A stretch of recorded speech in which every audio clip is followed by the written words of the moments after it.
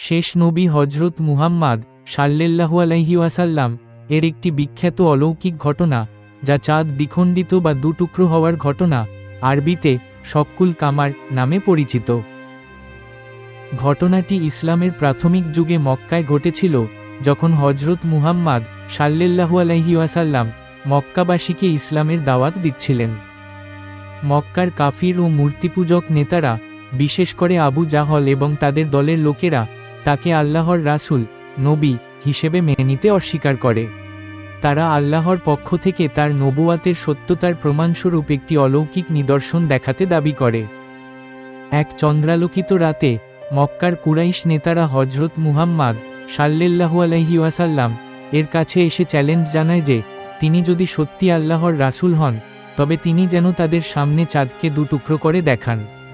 নবীজি সাল্লাল্লাহু আলাইহি ওয়াসাল্লাম তখন আল্লাহর কাছে দোয়া করেন। এরপর তিনি চাঁদের দিকে আঙুল দিয়ে ইশারা করেন।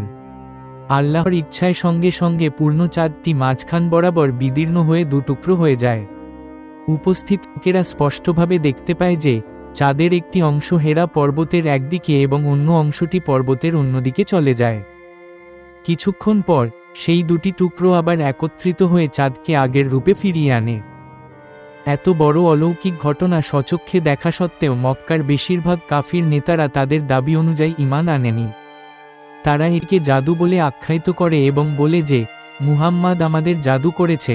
তারা আরও বলে, বিদেশ থেকে আগত মুসাফিরদের জিজ্ঞাসা কর, তারা যদি এ ঘটনা দেখে থাকে, তবেই আমরা বিশ্বাস করব, কারণ সে একসঙ্গে সমস্ত পৃথিবীকে জাদু করতে পারে না। কিন্তু যখন বহিরাগত মুসাফিরের দল মক্কায় এসে জানায় যে তারাও সেই রাতে চাঁদকে দুটুকরো হতে দেখেছে, তখনও কুরাইশ নেতারা তাদের অস্বীকারে অটল থাকে। পবিত্র কুরআনের সূরা কামারের প্রথম আয়াতে এই অলৌকিক ঘটনার উল্লেখ করা হয়েছে। এটি ইসলামের একটি প্রতিষ্ঠিত ধর্মীয় বিশ্বাস এবং অলৌকিক ঘটনা।